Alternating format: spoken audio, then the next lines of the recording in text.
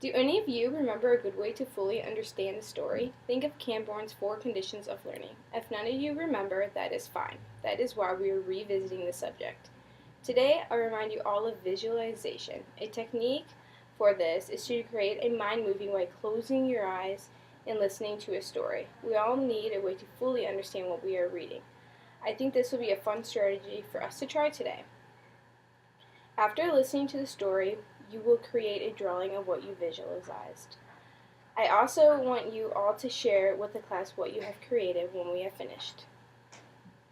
When I am reading Sleep Like a Tiger, I want you all to close your eyes, and during the story, if you have any mind movies, raise your hand up and down and place it back down on your lap. Sleep Like a Tiger.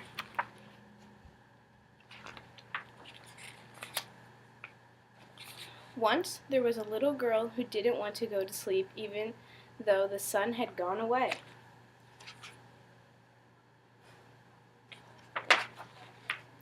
She told her mother, "I'm not tired." She told her father, "I'm not sleepy."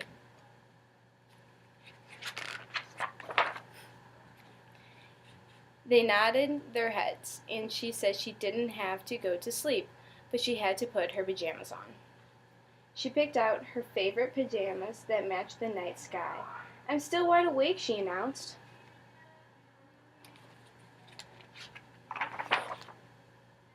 Her parents said that was fine, but she should wash her face and brush her teeth. So she did. It felt good to be nice and clean. Then, because she loved climbing into her bed, she did, stretching her toes under the crisp sheets, lying as still as an otter floating in the stream. "Does everything in the world go to sleep?" she asked. "Yes," her parents told her. "Our dog is sleeping right now, curled up in a ball on the couch, where he's not supposed to be. And the cat is fast asleep, stretched out in front of the fireplace, the warmest spot in the house." "What about bats?" she asked. "They don't sleep."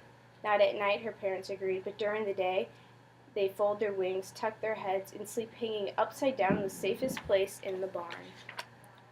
"Do whales sleep?" she asked. "Yes, they swim slowly around and around in a large circle in the ocean and sleep."